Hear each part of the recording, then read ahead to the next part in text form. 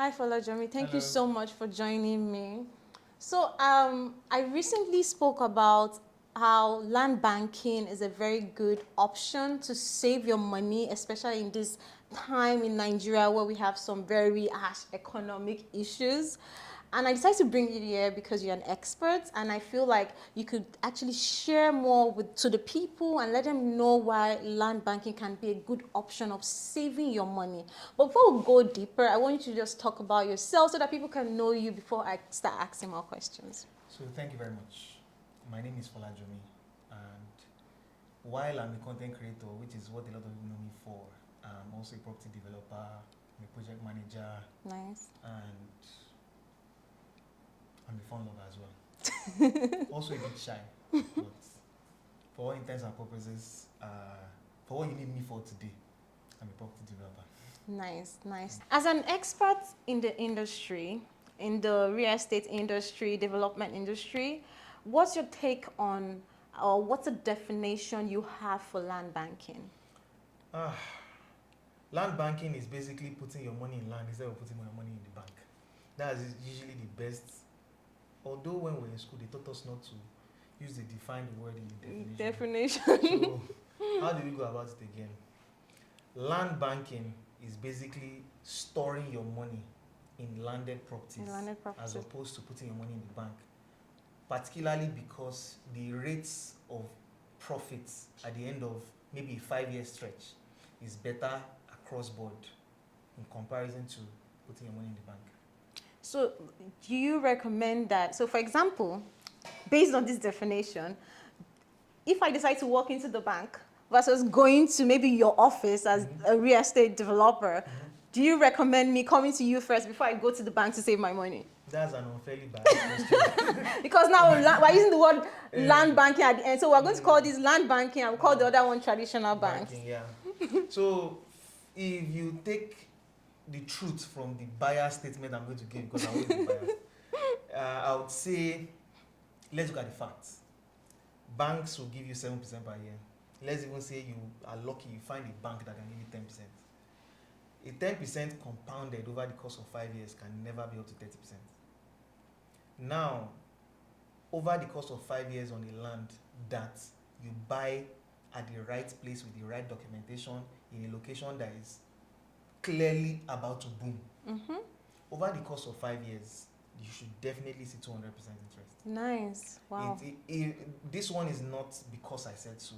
This one, if you go on Statista, you go on Nigeria Property Pro, you check and you confirm whatever I'm saying. So it's very, very clear why land banking has become a thing now. A lot of people are jumping on it majorly because there is better profit than putting your money in the bank. Now, if you don't do that, let's even say this one I'm trying to give you carrots. Now let me give you stick. If you do not put your money in land, or you put your money in the bank instead, your money is drastically reducing in value. 35% interest over the course of a year basically means 3% per month. So every month that your money is staying in the bank, it is losing 3%. Wow. So over the course of a year, definitely your 1 million naira is now 600,000 basically. Let's even say maybe inflation is not as bad as it has always been. You will still lose value. There has not been any time in Nigeria since I've been an adult that we not had inflation. And you know the funniest thing? Banks actually make money off the money you put in there. So you're not even making anything as much, but they are borrowing it out there and actually getting money from the whatever they are borrowing out here. So you're totally losing out as a customer. So your best bet is land banking. Exactly. Land banking or any other thing where you can, put your money and get your value exactly increased. If the value is going to stay the same, inflation will not let you. So definitely you need to put in something that rises. Inflation. Yeah. Perfect. I really like your response. Actually, I feel like by the end of this show, I'm going to be an expert. Maybe I'll start consulting people based on what I've learned here. Then I'll be like, when you are going over the board, please let me take you to my Oga. Definitely. So another question I have is, do you think in this current Nigerian economy, like we actually already spoke about it, but do you think that apart from the fact that we have land banking as a good option, do you think the real estate is really, really one of the best options that can help people? You know, the way the inflation has been very crazy, going up and down. Do you think real estate land banking is the top notch? If you have to pick, you say, oh, Omolola, I want to advise you today, just go for land banking. Is that going to be your top pick for this economy during what we're going through? Right now, if you are, I'll answer you like I'm answering my sister. Yeah. I have, let's say I have 20 million naira. I divide that 20 million into 5. I take 3 and I throw it into real estate. 1, I can put it in maybe some other things, some other vehicles. Then I keep 1 for emergency, because you know this Nigeria. You never know. So basically, I would always advise, or me personally, if I'm giving this advice to my sister, I would say I'm your sister now. definitely 60% of what I have would definitely be going into real estate. And that's because real estate is good, but you can't sell your land like this. It takes time. 6 weeks to 6 months is the recommended, or the average time it will take, or the range of time it will normally take for you to sell your property. So if you need money quicker than that, what do you do? So definitely 60% of what I have definitely is going to real estate, and that's because myself, I don't want to make my money dey look, and I don't want my money to be lost to inflation. Yeah. Because imagine holding £1 million in 2020 when a plot of land in Ibejuleki was still about, well-documented property was still going around 1 million naira, 2 million you could see.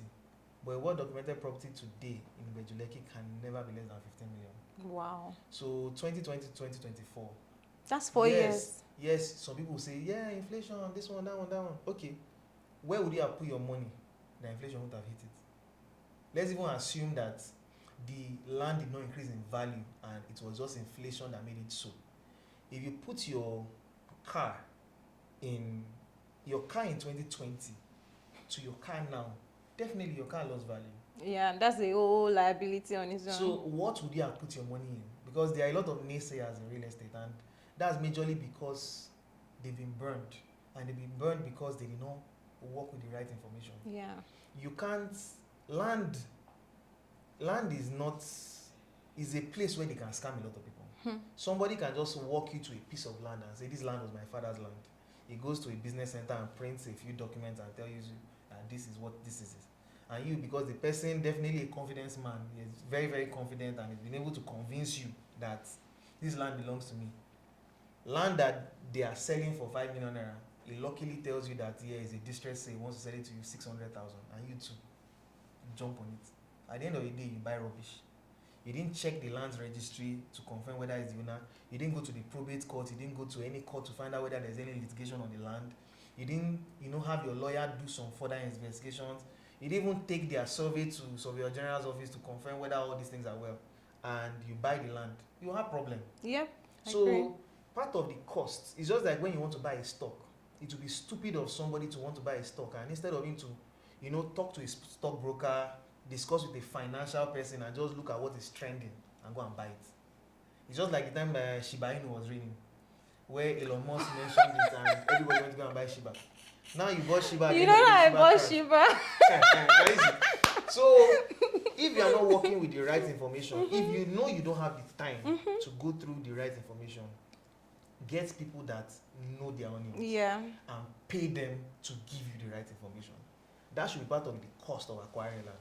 So due diligence is compulsory, not optional. Once you do that, you buy the land is in your name. 5 years, definitely. It's just like you can't go to deposit money in the bank and you don't confirm whether it's the right bank you are in. If you take money to a finance house, they won't do your KYC for you to collect your money. They don't collect your money first. Before they now say, okay, let's even check whether this person actually has an account. And that's because the bank is regulated. If you go to somebody that is not regulated, the person will take your money and run away. Some people say, you buy a land, why is government not doing more to make sure that there are no scams and things like that? You have to look at it from a budget point.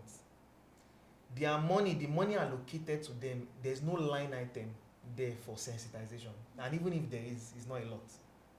So what you're trying to say is, actually, which I agree with you, us as individuals, the moment we decide to invest our money in land or in property, we have to prepare for that process of doing our Yes. proper due diligence. Definitely. So what's now if you have a structure, if there's a structure or step that I as an individual has to take because I'm a novice, I don't know anything, what would be your best advice for the structure and steps on how to do a proper due diligence for lands? For due diligence, you need two people, your surveyor and your lawyer. By default, you should have, you don't have to use a realtor unless you had to go through a realtor. Some developers advertise directly, so their brokers are internal, you understand? Sometimes you don't even have to pay them an agency fee because that money is already deducted from the seller. So the two people you need in particular is your lawyer and your surveyor. Your surveyor's job is simple.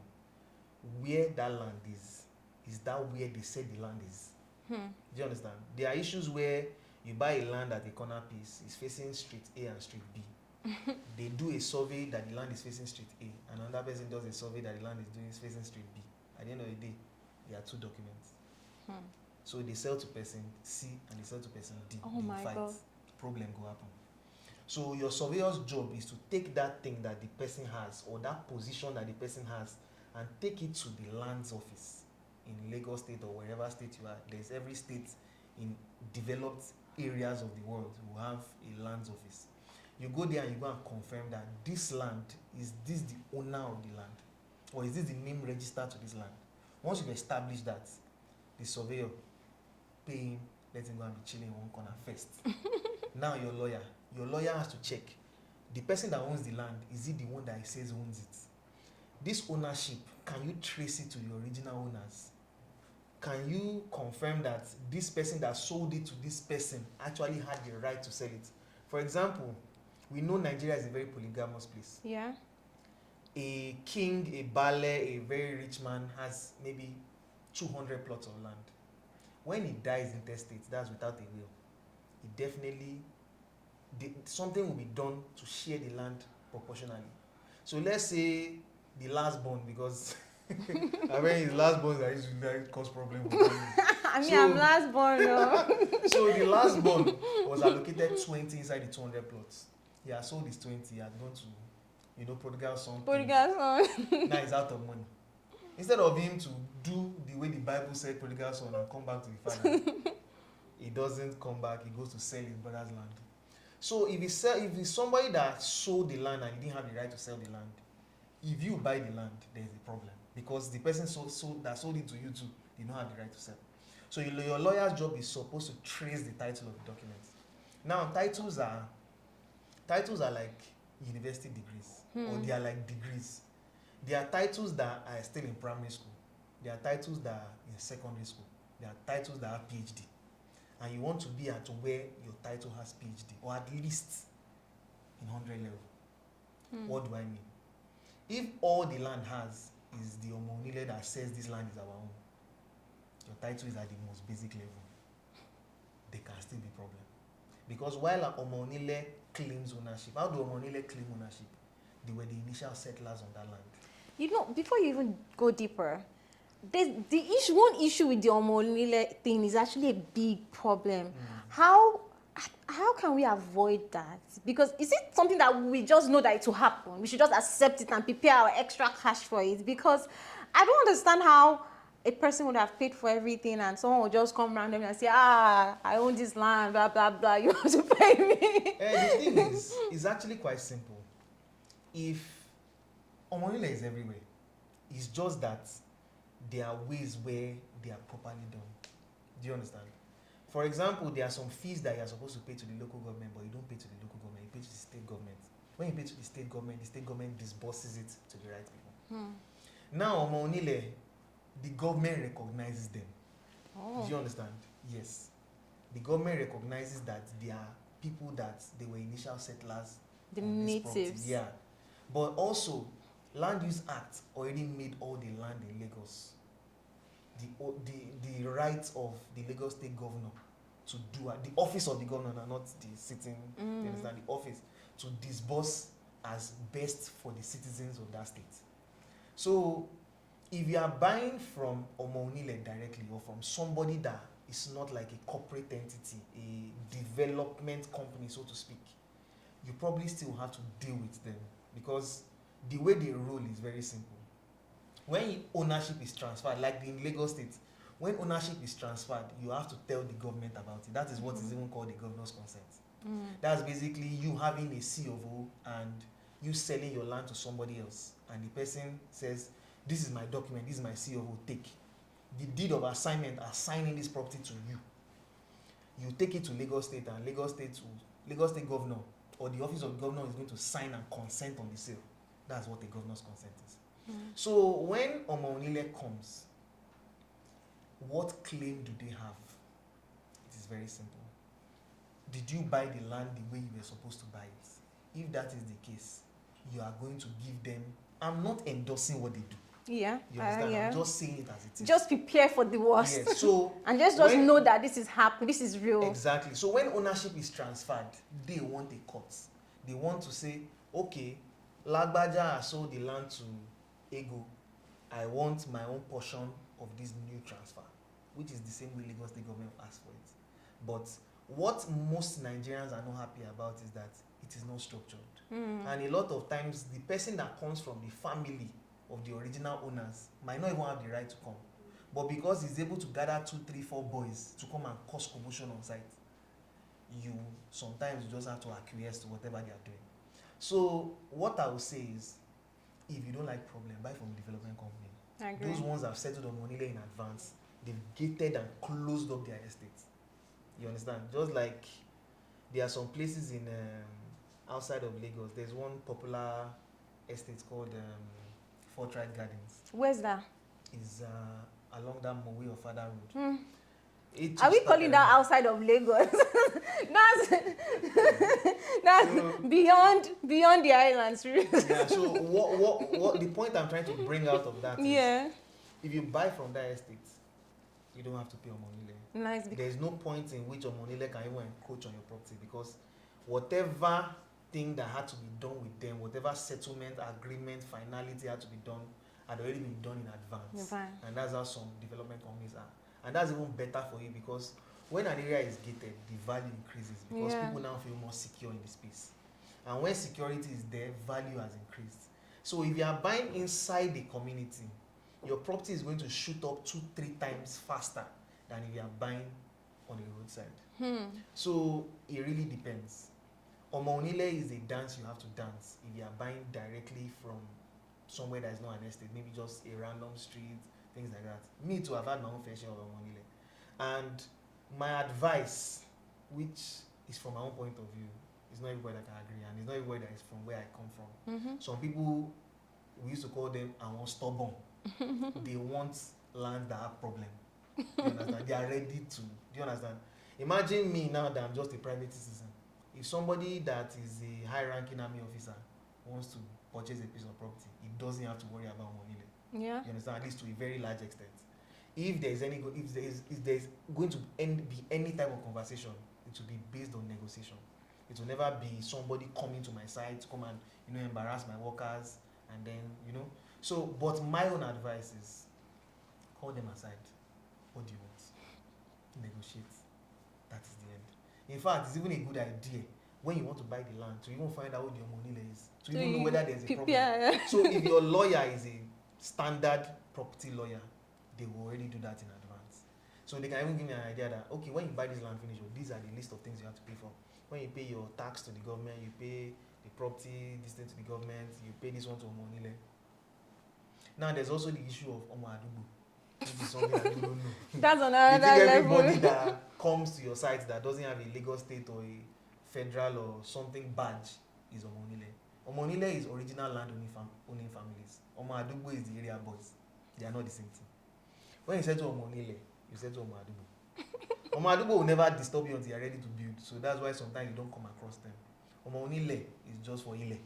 Omo Adubo is for the development. It's for the development. So if you don't have power, or you are like me that's already agreed to the Nigerian situation, call them aside, call their leader, pay them, and move on. If not, we can fight for justice tomorrow morning. And you But for spend more now, money. for now, just pay and move on with our development. So You know, one of the things I actually picked from that is that there are two options you have. You can as well just either go with a developer that's done all the due diligence, done all the research, all the settling, or you go with the option of the fact that you get a very good lawyer, a very good surveyor, and then make sure you settle every single person, and also know that there's Omo Adugbo and there is Omo Nile. exactly. And don't even avoid it because they will always come. They'll definitely And don't be come. too stubborn, because when you're too stubborn and say I want to fight it at the court or something, you're going to spend more money going to the court to, to fight it. Let me give you an example. I mentioned it to you in private. Yes, but I it would be a remember. good idea to talk about it now.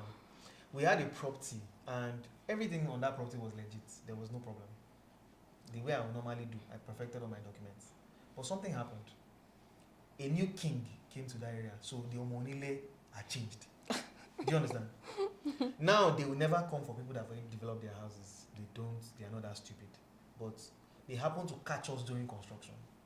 So what did they do? They wrote to us. And I'm like, okay, the time we started this development, there was no king on seat.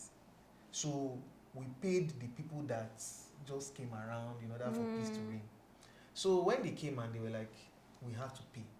I said, see, I don't want problems. I have delivery targets to meet. What do you want?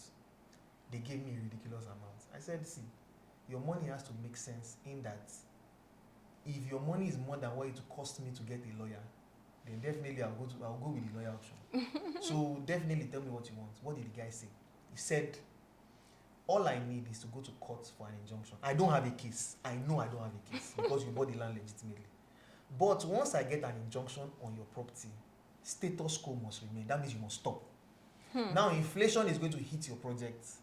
Your buyers are going to be angry and all that will happen to you. Look at the cost of all that problem. The time wasted. And let's do a 5% of all that problem and pay me.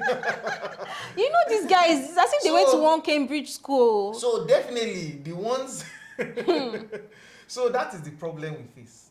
But thankfully, the budget we had for Monile had not been exhausted because we knew at one point in time they will still have to show up. So that is the same thing I advise people.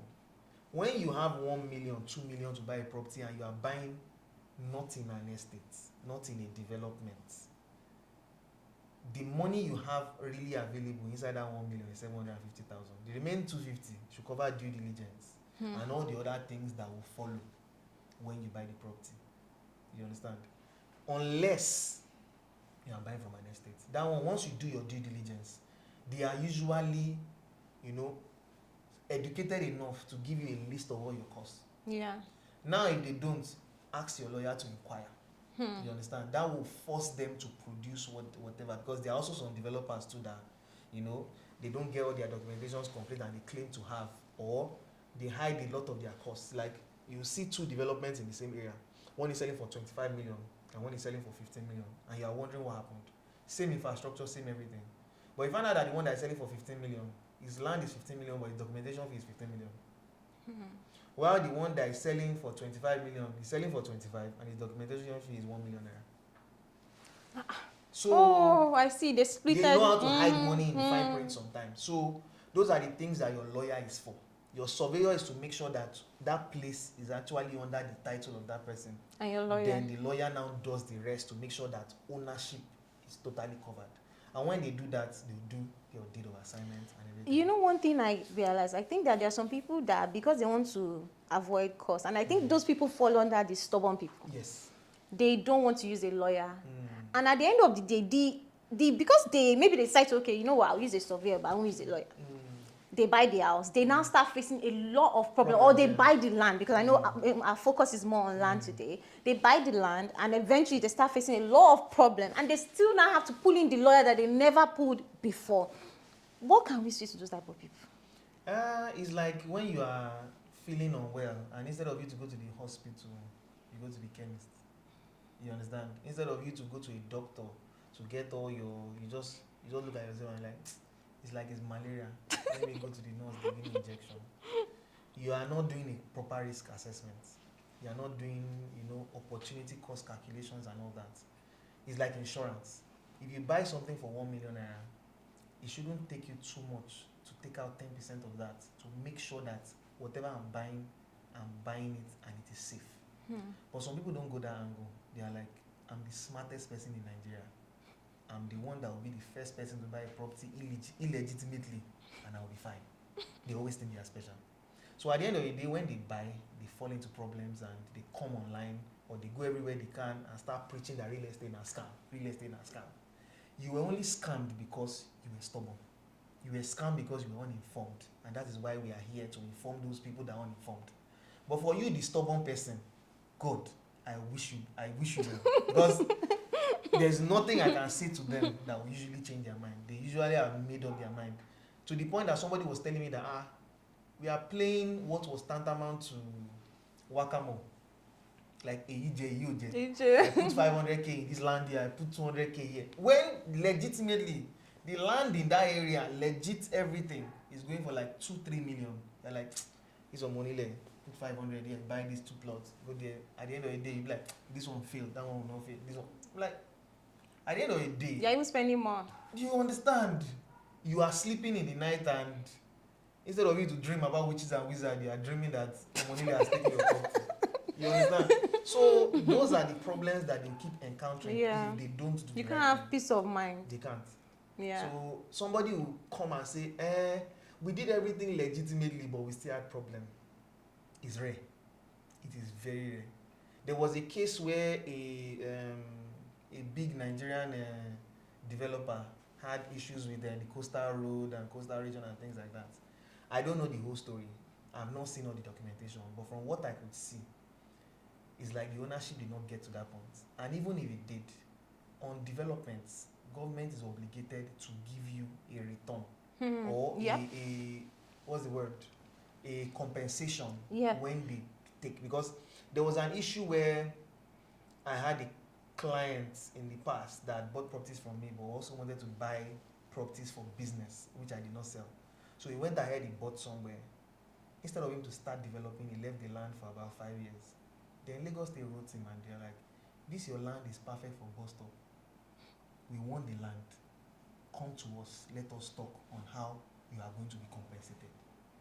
In the letter, they wrote it that compensation will apply.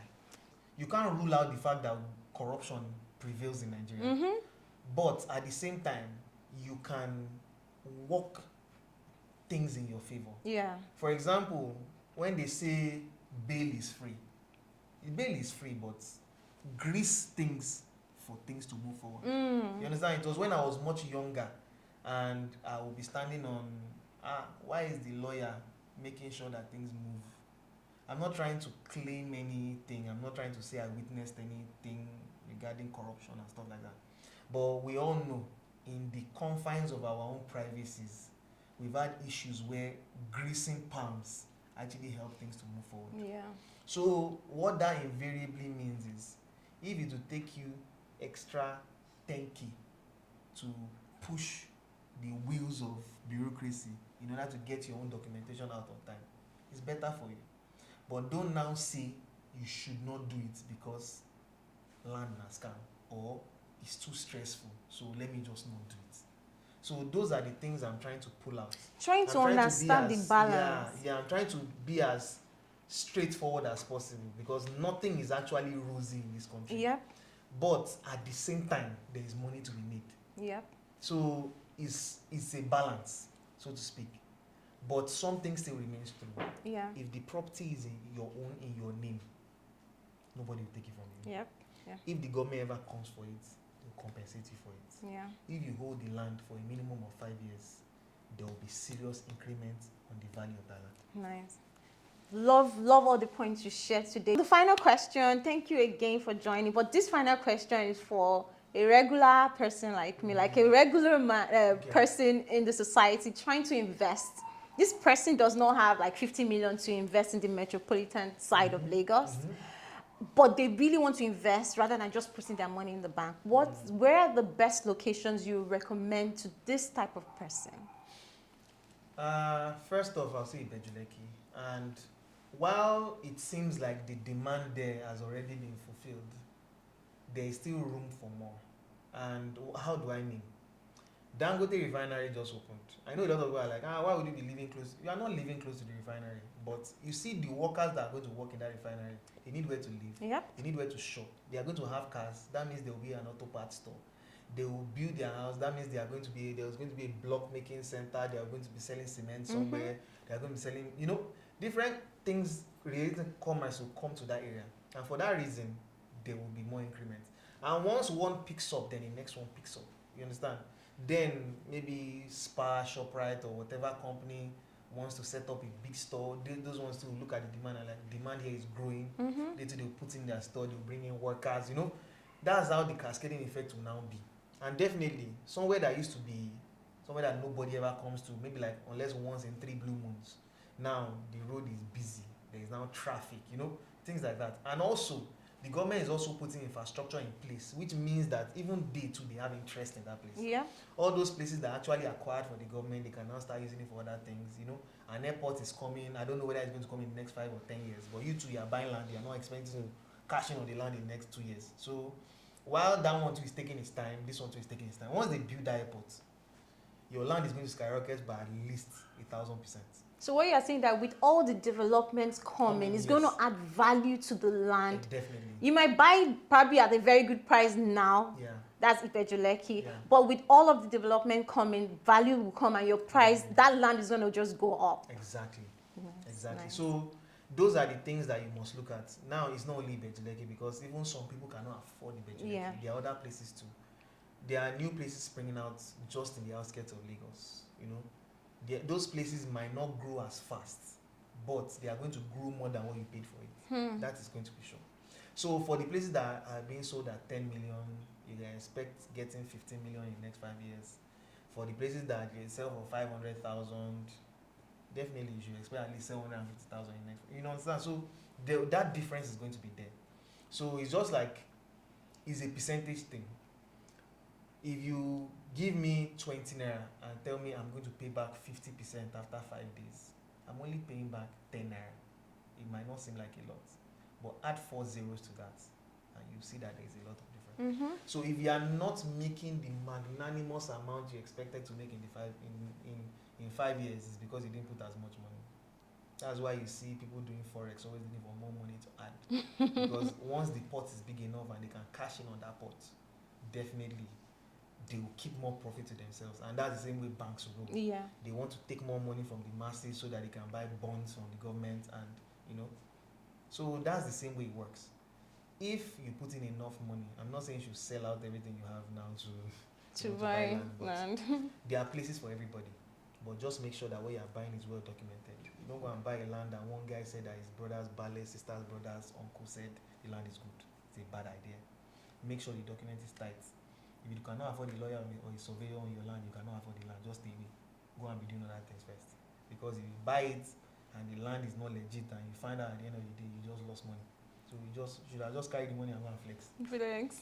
So that's the same thing. So just basically look at Ipejuleki, look at places outside Lagos, and check for developments. Also, estate surveyors and valuers, they exist for a reason. Yep. They are the ones that understand trends, read all these things to understand what can cause a place to increase in value, which is basically trade, commerce, new infrastructure, things like that. Festac was nothing until 1977 when government brought Festival of Arts and Culture to Festac, and Festac became what it became. You understand? Surulere is nothing without all the infrastructure that's surrounding the stadium and all that. So that's the same way. So if the place is just empty, bare, and nothing is happening there, definitely it will not increase. But once something begins to happen, like the places that Fort Milan Bridge is going to land, if those places are not developed yet, they are going to be developed the moment they land. Start looking at those places for opportunities to buy land. So definitely consult your estate surveyor if you are having doubts. But if you want to take my word for it, Ipejuleki is a place to start. Shagamu, Mowe, Ofada, places like that. Even down to Ibadan. Yeah. It just depends on how much you are ready to put down. Ibadan definitely is not as expensive as Lagos, except maybe some prime places in Ibadan. But definitely, it's always a good idea to invest in something. Nice. This is very, very good information. I feel I'm becoming an expert. But actually, I see my oga like this. So I think one of the For things now. for now, forever. But I think overall, there's so much value at this. And one of the things I really picked from this is because I really want to provide opportunities for like everyday persons. And one of the things I've picked from that aspect is that find places that has development opportunities, try to invest in those type of places, and also go through the proper process to buy a land or property. Try to get your estate surveyor involved, try to get a lawyer, not even try, get your surveyor, get your lawyer involved. And also, if you want an easy way out, get a developer. Yeah. And we have one here. Yes, yes. Thank you so much for joining the show. I learned so much and I'm very, very excited about what everyone, the viewers, are going to say about this show. Thank you so much. You're welcome. Thank you for joining the show. My name is Omala again. The goal of this show is to share financial knowledge with people, teach people how to save, how to be more wealthy, especially in this our economy and actually at the world at large. So thank you so much for watching. Peace.